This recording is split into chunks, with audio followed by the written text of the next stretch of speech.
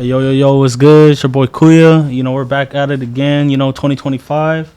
The HA kickback. To get stuff started this year, we got a special guest. We got our boy Mercutio X.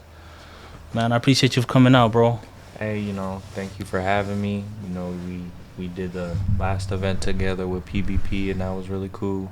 But you guys have been rocking with me ever since I met y'all, so I appreciate it. Yeah, most definitely, bro. I just want to bring it up. I remember when we first seen you perform and heard your music was at the Season Fest, the first one. And, I know I told you about it, off camera, but I remember when we first seen you guys, the homie Dre was like, man, who are these fools right here, And then once you guys got on stage, you and Garrick were like, dude, these fools are hard. We all ran up there to get you guys mixtape. We're like, these fools are hard. You guys stole the show at Season Fest, dog. Thank you. Real talk. Thank you. Yeah, that was a cool moment because we put the CDs out. Yeah. And we probably had 40 of them, bro. It was a lot. Yeah. And nobody, there were maybe 3 that got taken before we started just to support. And about 2 or 3 songs in, that's when everyone was like, oh, okay. I noticed people start taking them, and then by the time we're done performing, all of a sudden they're all gone. Yeah. And I don't care if they threw them out. I just that was a great feeling to look down, and it's oh, they actually gave a fuck in the moment. We influenced them to want to take the CD. Yeah, most definitely, bro. That shit was hard. I still got mine to this day.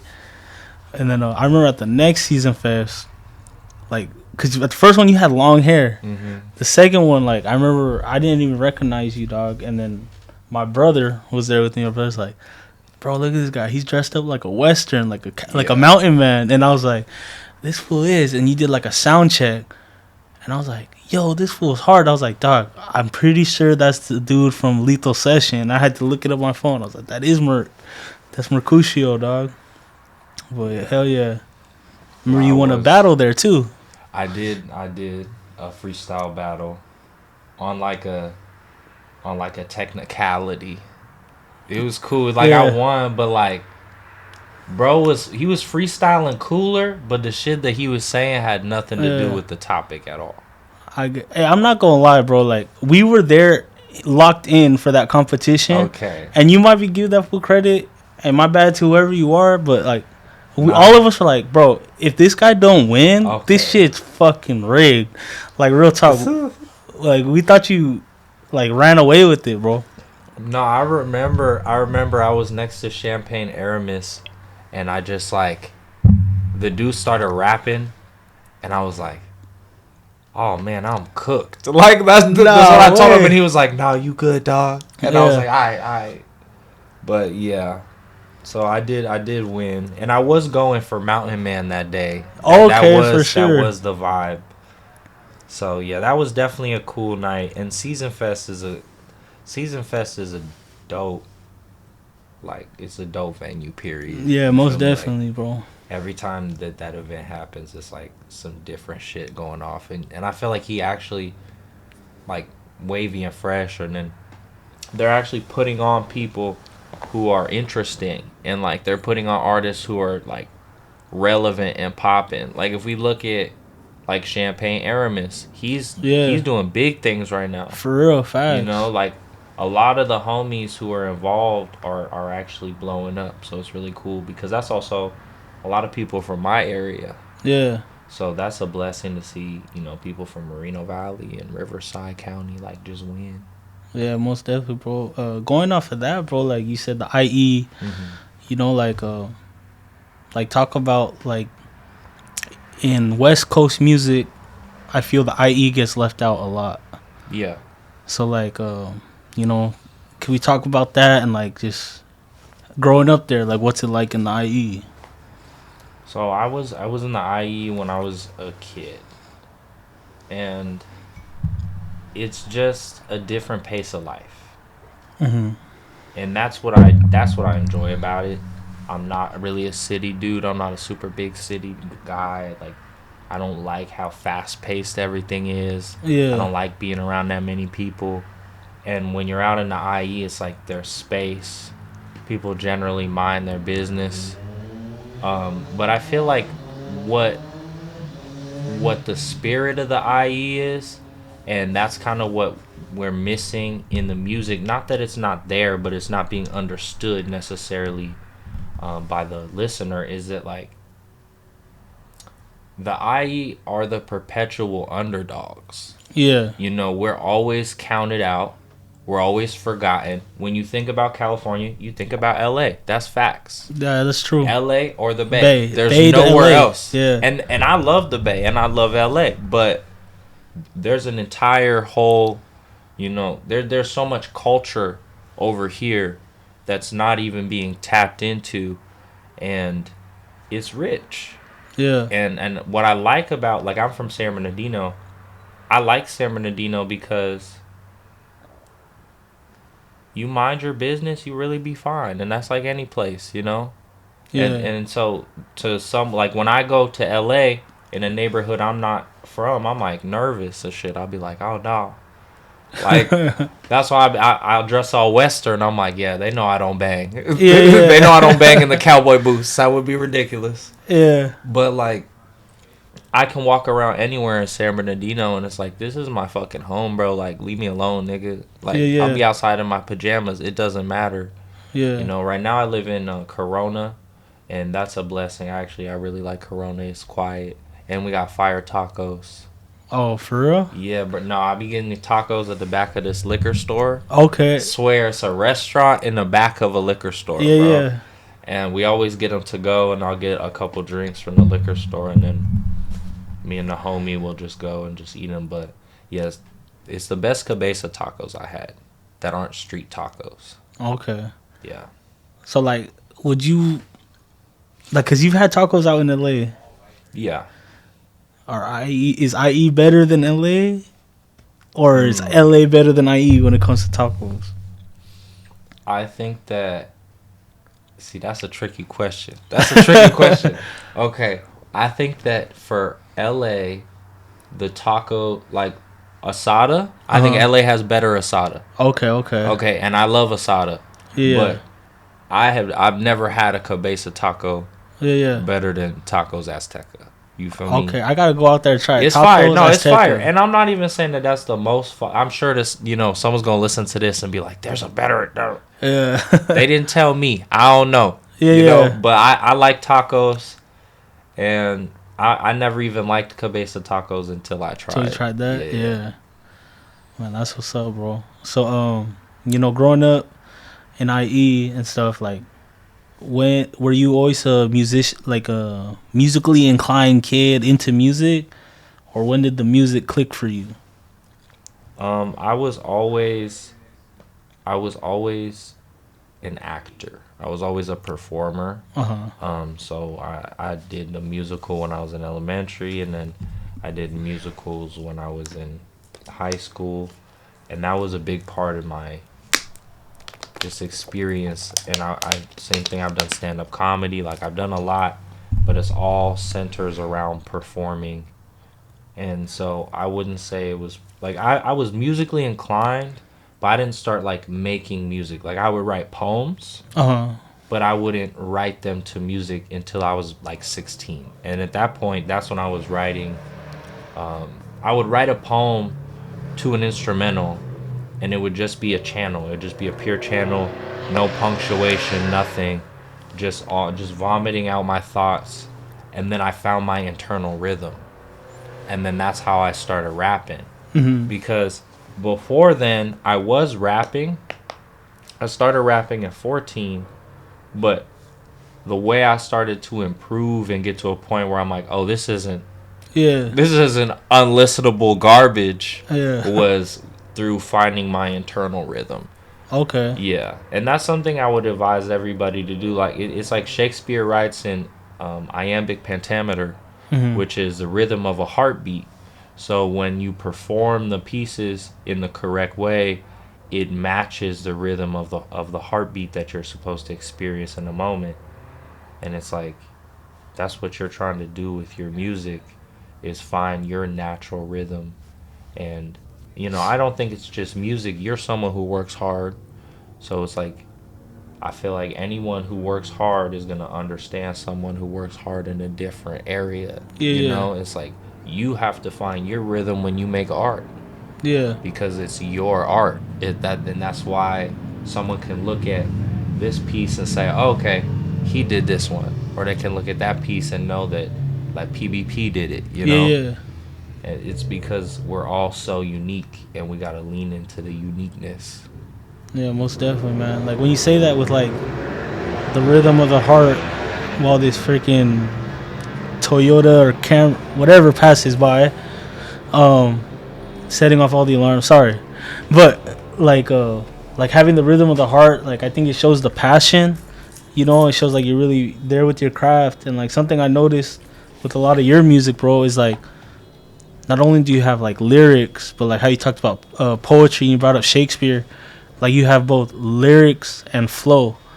You feel me? Like and like I feel like most artists, dog, like it's like someone has like a crazy flow, you know, or someone has a crazy lyrics, but like you kind of have both, bro. Where it's like you have the flow with the lyrics, and then when I listen to the song again for second, third, fourth time, I'm like, oh shit, this fool switched up the flow right here. I didn't even notice. I was just bopping my head. Like I had. That's why like I had to listen to your songs multiple times to like find those little switches, dog. So Yeah. just want to give you that credit, bro. Thanks. Yeah, no, I appreciate that. I did. There was a period. I feel like there's phases of how I make songs, and there was definitely a period where I was focused on transitioning from one flow into the next without it being noticed. Yeah. Because I don't necessarily. Now I'm kind of getting into the style of being slower, Yeah. but I never liked that. That wasn't Yeah. even what I would listen to. I'm like, this shit's lame. Like Yeah. yeah. Give me some fucking bars. Like I Yeah. like when I rap, I don't compare myself to anyone that I know personally. I Yeah. compare myself to Freddie Gibbs. You know, I compare myself to Rock Marciano, to Black Thought, to Jay Electronica. Yeah. And that's arrogant, but that's the only way for me to get better is to actually try and go against, okay, here's The someone best of who's the best. Yeah. that's you gotta sharpen the sword. Yeah. Yeah. Most definitely. Like when you say that, bro, like you know, I feel like nowadays, like the competition part of all aspects of hip hop, all elements, you know, it's kind of lost a little bit. You know, but when you say that, like it just brings up the competition, and you know, I'm not trying to start no beef or bring up anything, but like whenever I listen to your song and you're on the song with someone, Yeah. it seems like you're just trying to, like it's a competition, bro. Like someone will drop something hard on there, like you know, shout out to everybody. Like you have a lot of talks with Gary, that feels hard, but it seems like in that dynamic of Lethal Session, who we'll get to in a little bit, it feels like you guys are competing on that beat. Yeah. You know what I mean? Well, Garrick, so funnily enough, Garrick and I, we have the same birthday. Oh shit! Yeah, the 23rd of February. Oh no way! Yeah. That's like close as fuck to my 3 days. Oh, it is? After my birthday Oh, that's crazy. on February 20th, bro. Oh, damn.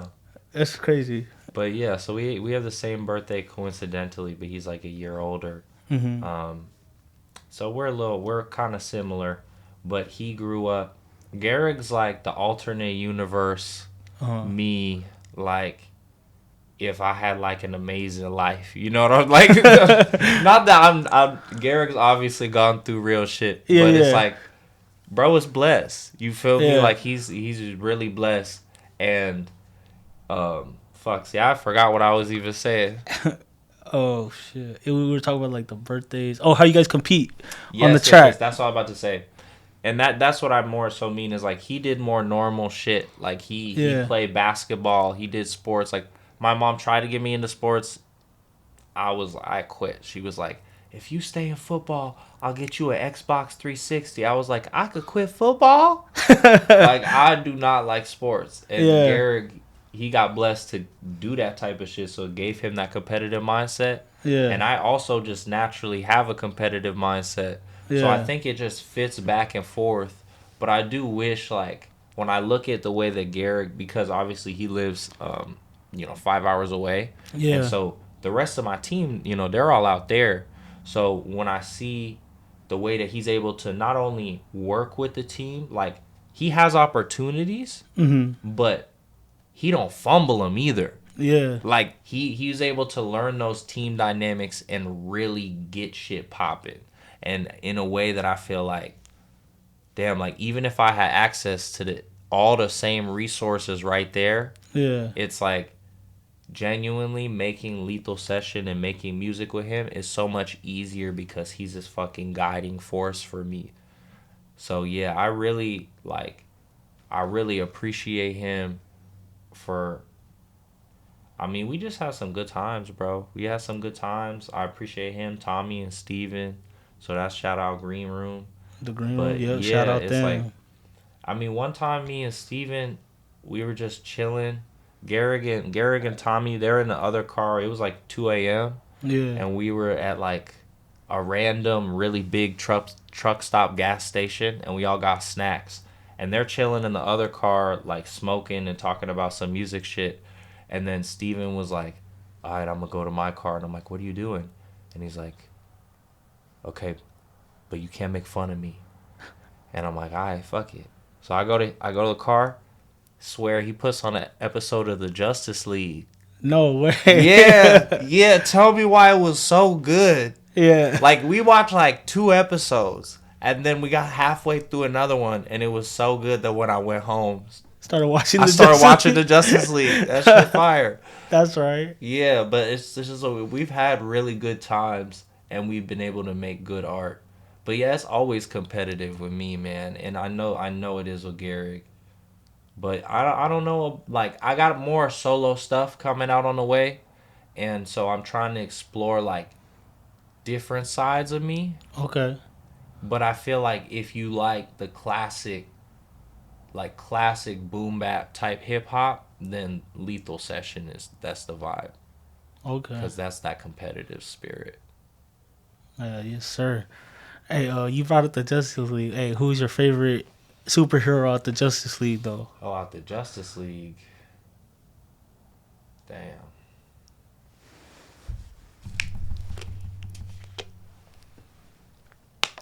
I already know it's Batman. I'm just trying to think of someone. I fuck with Batman else, too. right? I fuck with Batman too. But my soul said Batman the instant you said that. I fuck with Batman too. Well, that's because I feel like, yeah, Batman is just a strange fucking character. Like, imagine something scared you so bad that you just dressed up as that every fucking day. Like, that's insane. For real. And he didn't have to, is the thing. Like, he could have been a Lex Luthor. Like, they're pretty much the same person, bro. With background. He could have been an Iron Man, bro. Yeah, true. Iron Man too. I just find, like, what's the worst animal that could have scared him? Like an anteater? Like, he just looks stupid. Yeah. And the bat suit be looking stupid sometimes. I think it depends. That's a good question. What's your favorite bat suit out of all the movies? Bat suit? Well, for me, like, I don't even... The one that got me into DC, I'm a Marvel. I'm a Marvel kid. But... it was The Dark Knight. That's what made me... That's a banger. That's a great movie. That one what got me into, like, DC and learning more about Batman. So I would say... Well, that was Christian Bale, right? Yeah, so I would say the Christian Bale Batman. Okay, yeah. I like that. I like those movies. That Dark Knight especially is, like... That's a crazy movie. Yeah. That's a great one. The Joker there, too, man. Insane. Yeah. But my favorite Batman suit, honestly, is the Ben Affleck one. Okay.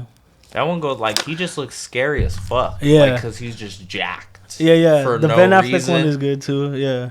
Yeah. And then that Batman just be killing people. Like, it's just, I'm like, this dude is, like, this is Batman. Yeah, that's the Batman from the comics, yeah. Yeah. Like, because I never got why he didn't kill people. Like, I get that it's this whole thing, but it's also just, like, yeah. Like, when you see it on the screen, it makes sense. No, yeah, it does. I mean, I'm not too versed in those comics, but, like, one thing I do know, like, from people who are, like, comic heads, like Batman is like an anti-hero more than like a hero, you know. So like the Ben Affleck one like fits the comics a little bit better. Well, yeah, Batman is absolutely insane. Like the more that you read the comics, it's like Batman's more twisted than the villains. He's more crazy than the Joker. Yeah. And so that's really his fundamental thing. Like everyone thinks that, oh nah, he's trying to help people. He's not trying to help people. If he wanted to help people, he'd start youth programs and give out scholarships. Yeah, because that fool was a billionaire. Yeah, that's what I'm saying. Like a billionaire. He could feed the whole community. Like at least Gotham, he could feed Gotham. For real, like in all of them too, they're always like Gotham's going downhill, and it's like if he wanted to, he could be like, let's fix this. Right. Drop Who a needs check. a job? Drop a check. Yeah, exactly. But right, he's like I'm gonna go out there and do library, it. building everything. Because the thing about it, there weren't all these superpower villains till he even showed up. That's true. It was just a regular bad place. It was L.A. It was L.A. Yeah. You will see some wild stuff in L.A. though. No facts, bro. That's one time a dude got out of Uber. And it was like a banged out cholo, and he got out of Uber. Yeah. And then he like had like a scooter or some shit, like a foldable scooter or something, and then like some Chinese food. And he just came up to me and he was like, "Hey, bro, you want this Chinese food?" And I was like, yeah, hell yeah. I'll take the Chinese. Hell yeah. And I ate it and it was pretty good. And I only ate like one or two on the spirit of the love. And then after that, I was like, I can't be eating no Chinese food from a strange nigga, right? So I gave it. My homie's like, I don't care where it came from. So he, like, even if it was poison, I won't be poisoned on the love. Just for a couple bites. That's because that's the love. You feel me? But anything more than that is too much. Hey, bro, that's. But that's an LA ass story though. That's a random event. I could see that shit happening right now.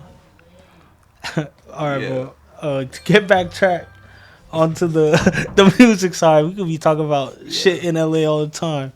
But we talked a little bit about Lethal Session. But before that, like I want to ask about like Milk Frog. Is that a group? So is that an album? Like Milk Frog is. I wanted a label. Okay. And so I was 14. So frogs are my favorite animals. I just don't have any because my cats would terrorize them. So I gotta be rich enough to have my own frog room and my own little, Asian nigga to run the fucking giant terrarium. Yeah. You see, it's this Asian nigga on YouTube, and he be running these giant terrariums. Shit? Yeah, bro. Okay. Yeah, he'll like name the frogs and like put in new species and stuff. Yeah, I gotta check that out. It's fire, bro. I'm into like the people with the crazy aquariums, but yeah. I'll go off topic, but that's what's up. So yeah, I need to get money like that, but I've always loved frogs. A milk frog is an actual type of frog. Oh shit! No way. Yeah, so that's kind of what I'm putting my music out under my label. You know, because that's my independent.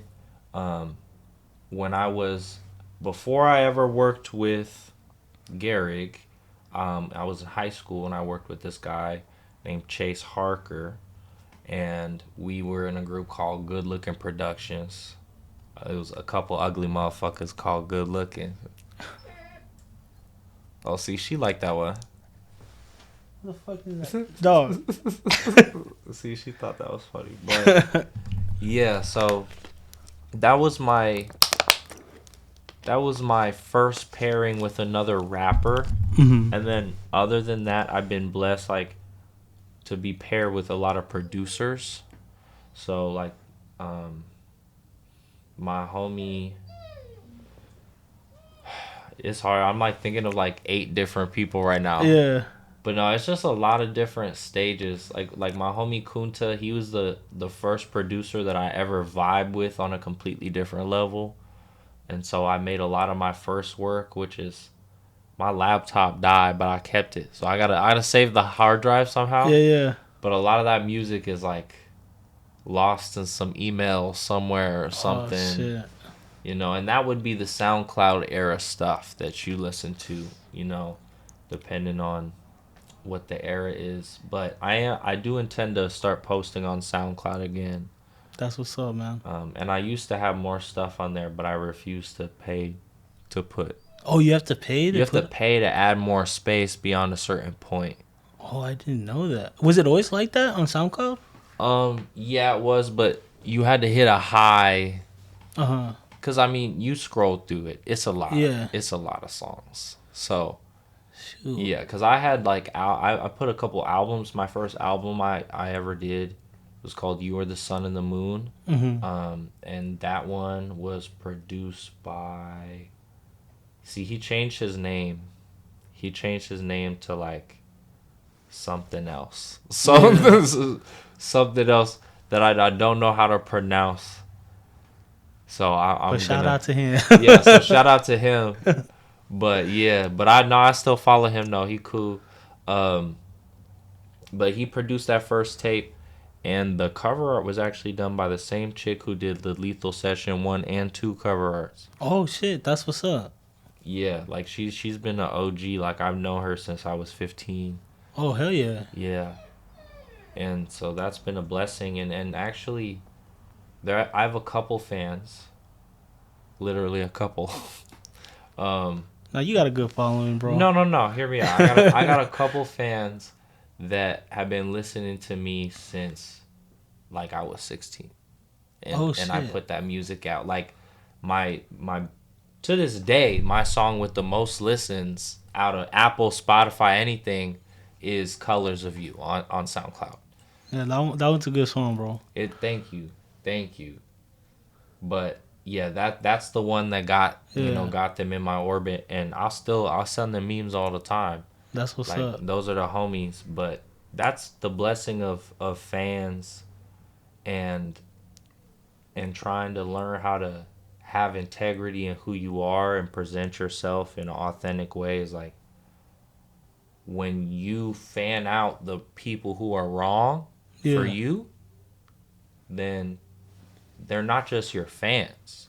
Because, if you vibe with this, you probably will vibe with me. Yeah. We might get along. And so I've been blessed to meet so many dope people where the relationship has changed from fan to homie. Yeah. Like one of my best friends, Darius, he lives up in San Jose, and it's like I've gone up there and we were in the club dancing to Mac Dre, like we were doing all types of shit, like which I love the Bay, so just that was close. That was really close to almost everything I wanted to do up there. I don't know. I couldn't handle my liquor. That's really it. Shit. So it was a good night then. It was a great night then. If you say that, I fell asleep. I fell asleep hella quick though, so that ruined it. Yeah, but that's an opportunity to completely build a friendship where he came down here to go to Disneyland with his girl, and we had a giant lightsaber fight in the courtyard of his hotel with the fancy Disney lightsabers. Oh shit, that's right. Yeah, like. Are you a Star Wars fan too? Yeah, I love Star Wars. Okay, that's what's up.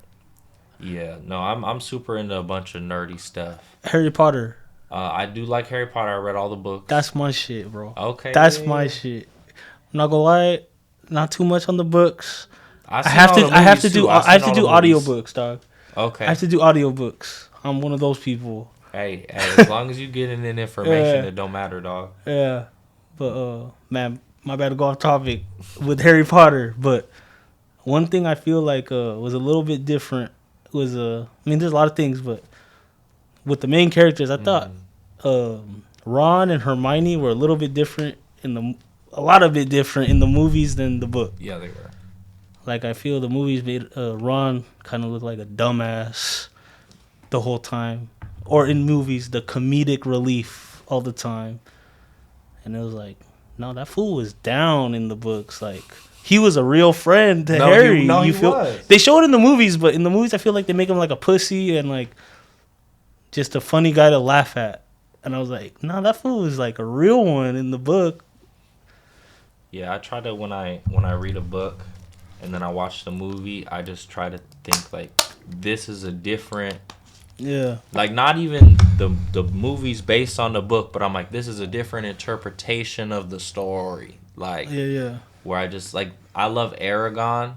I love that whole series. I read every book 3 times at least. But like the movie, I love the movie. It don't have nothing to do with the like at all. Yeah. But it's a dope movie. Is Aragon? That's the one about the dragon, right? Yeah. Where he finds the egg. Mm-hmm. Okay, I see. I didn't even know it was a book. Not gonna lie. But it was a kind But of I watched the movie. Though, right? That shit was hard, dog. And the game on PS2 was even better because oh shit, that's right. It had beautiful graphics and it had this grapple move where you could grab like the giant Urgles and you could like hit them in the nuts. Like you just shit. You like grab them by the shoulders and then just knee them in the nuts real hard and then they'd be like, oh, and then they just die. And I used to do that all the time. Man, but yeah, that's a fire game, bro. Shit, I'm gonna have to go find the PS2, find that game real quick. Hey, all you gotta do is if you got a strong enough computer, you gotta set up an emulator, bro. I'm gonna do that. I don't have a computer like that myself, but I think I got one at my work. I'm gonna do that shit. Well, I got one for like, I got it for Christmas a couple years ago, but it was like less than $400 for like a mini that's pretty PC. good. And the mini PC is strong enough to run PS2 and under. Oh, so like it could do GameCube and everything else. Hey, GameCube, that was my shit, bro. GameCube, yeah, I was like my GameCube first on my PC, so I yeah. play Mario Kart Double Dash. I love Double Dash, bro. Did you ever play Def Jam Fight for New York on GameCube? I didn't play it on GameCube, but I have played it on PS2 a little bit. Okay, see, I'm getting into it.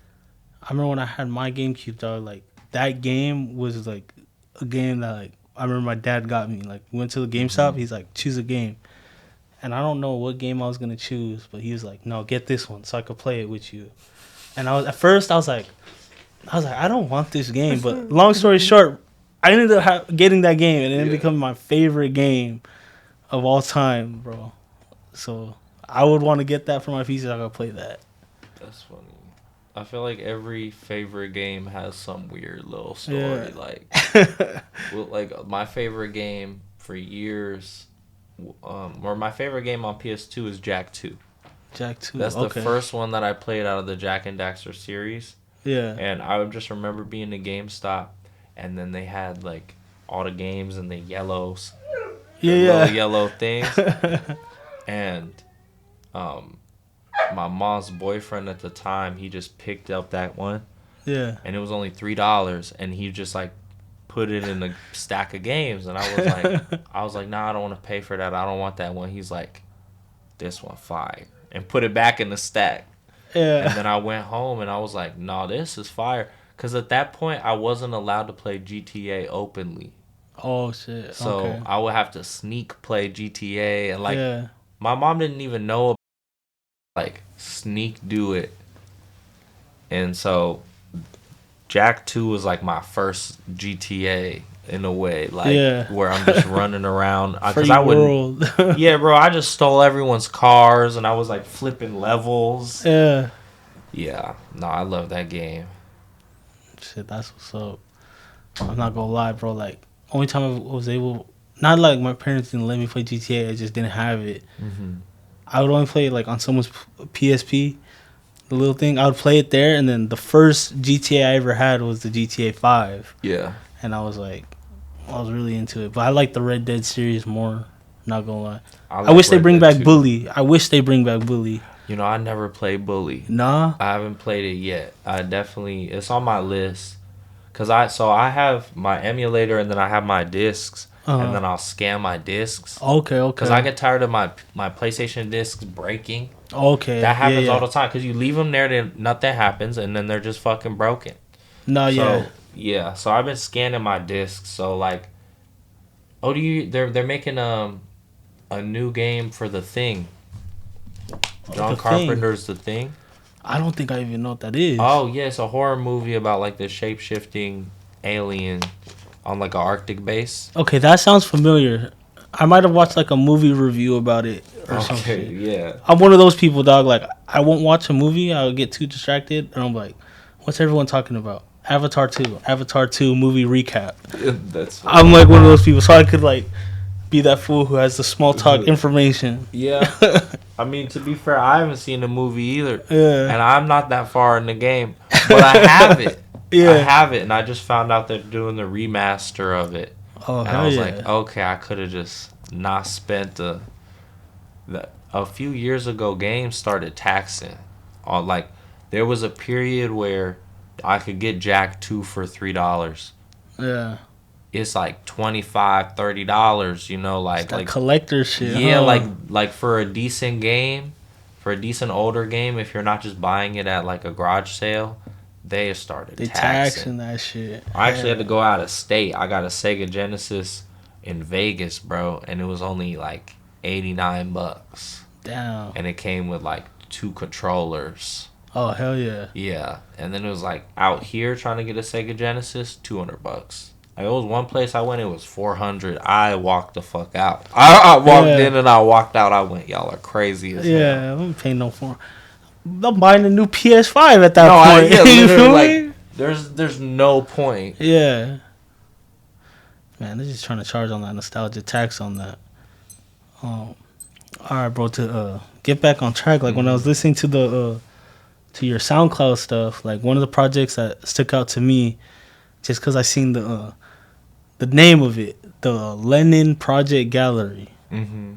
You know, like there's some dope tracks on there, but I just want to know like the story behind the name of that tape and everything going behind the tape. You know, like, and like the hashtag was communism with the K. Like, So that was a moment that I had with the homie, and he went by the name Communist Kid with 2 Ks. okay, Yeah, and that was something I kind of convinced him to do. He had a minor interest in rap, but he was more like a poet, and he was more able to think of these crazy bars, but not flow them. And then I was like, nah, bro, like we're really gonna get you rapping. So we got him in the studio a few times, and then it was like, okay, like he got comfortable, and then he started coming up with the concept for the project. Like he made the cover art. yeah, Like, yeah, like he did a lot, and creatively it really helped me learn how to be abstract, because he was super, like, if you're listening to the bars to this day, he'd be saying insane shit. yeah, I don't even, I'm gonna have to go back because it's been years since I listened to that tape. But if I'm correct, like one of the opening lines on that tape that he says is one of my favorite opening lines. So I'm gonna go back and I'll double check with you, and I'll let you know which one that is. Cause yeah, he has some bars, but that tape was really, it was just fun, dude. Cause Yeah. I made that when I was like literally 16 or 17, damn, just with the homie. And I don't know if I'd even recommend to listen to. I haven't heard it in years, but what I thought it was think hard, is just dude. like I was having fun, and Yeah. you can hear that I'm having fun. No, most definitely. Like, it brought me back to that time, like how you brought up like the SoundCloud era. Like a lot of people nowadays, they trash on the SoundCloud era, but like they forget the good stuff that came with it, bro. Like It was authentic. it was authentic. People were jacking beats and dropping heat to the beat. You know, Yeah. like no DSP, jacking the beat, dropping some heat straight up. And one like, time I yeah. stole a beat, and it was a great song, but I stole a beat. It was the one time I ever stole a beat. Yeah. And this is why, is because I had it up, and I put his name on it, Yeah. acting like I didn't steal it. Why? I don't know why, but I put his name up. He must have searched his name up. He commented, "I didn't sell you this shit, nigga." Oh shit. I was like, oh. So I took it down, and after that, I was like, all right, I'm not doing that shit again. Nah, fucking steal the. No, I don't want to say that. But Nah, now I'm just, fucking wrong. you know, meet with the producers and shit, or I'll pay for it. But yeah, just I don't even want to put myself in a position where someone else could take a great song from me. Like, you know, I don't have a problem with sampling at all. And, you know, I think that there's room for it, especially in like a live performance setting or like, you know, just for a vibey song. But there are certain songs that are really deep and really personal. Yeah. That you feel like, oh, this is mine. And the idea of somebody else being able to take that because I took the beat is like, nah. Yeah. Yeah, and you never know which song is going to affect you in that way, too. Yeah. And talking about that, like I want to bring up this one song I heard because, like, I had to play it back a few times and maybe I didn't get the message of it. But it was a song, I think it's off Zoops. But it was like 444. Oh, yeah. And like you're like bringing up like the shit with like Bill Cosby, Chris Brown, like R. Kelly, like, like, I don't know, this is my interpretation of it. Like, I felt like it was kind of like, all right, everyone has a homeboy. I'm not saying anyone in particular, but everyone's dealt with those fools where it's like, they'll say some outlandish shit and you're just like, oh, it's like whatever. And like, you know, that shit just goes around, you feel me? Like, or it's overlooked. Like, what's the backstory of that song, bro? I think the main thing is that I've always been a shock jockey. I've always been the type of person who says abrasive things. Yeah. And that doesn't mean that I didn't have something important to say. And so I actually really like that song. I just wish I had mixed it better. But I mixed all that. Yeah. I mixed everything myself, and I didn't know what mixing was. So I literally, like, at all. So I was just, like, I didn't even know the concept of mixing. I would just record it and then, like, be done. Yeah. But, yeah, so I did everything myself. And so I really liked that song because that was me trying to illustrate, like, the hypocrisy of the culture is just everybody looks up to all of these celebrities. It's a celebrity worship. But at the same time, these celebrities are bad people. Yeah. You know, and they're definitely not better than us because they got lucky. Yeah. You know, like, that doesn't even make sense. And so that's why I'm going to cheat on my wife. Word to Jay-Z. It's like literally, it's like a lesson from everyone. And I don't even think that all the sins are the same. You know what I mean? Like, I think I said, like, and I'm going to pimp him every night. Word to Sugar Free or something. You know what I mean? It's like, that's no disrespect to Sugar Free. That's just when I think of a pimp. But it's just like, we all have these people in our lives, and sometimes we are the people in our lives who, to varying degrees, are terrible. Yeah. You know, and you could be terrible to yourself. You could be terrible to other. You hope that you're not terrible to other people, but that song in particular is about men hurting women. Yeah. And it's about, like, I don't look up to some celebrity because he's a celebrity at all, because he might just be a scumbag and he might treat women like garbage, and my mom wouldn't like him. Yeah. So, and that doesn't even mean I'm amazing. Yeah. But I'm not Jay-Z. Yeah. Damn, dude. Like, yeah. The crazy thing about that too is like the whole Diddy shit. You feel me? Like, that's wild about it. Well, it's just like, how can something be an open secret for 30 years? What do y'all even talk about? Yeah. That don't even make sense, bro. That sounds like everybody's in on this shit. Like, what the fuck is an open secret? That sounds like it's not a secret. Let's just start there. That sounds open. Yeah, it's just like, I don't know. For me, like, when they say that, it's like, make you go down that rabbit hole. Like, what else is fucking going on? You know? I try not to even think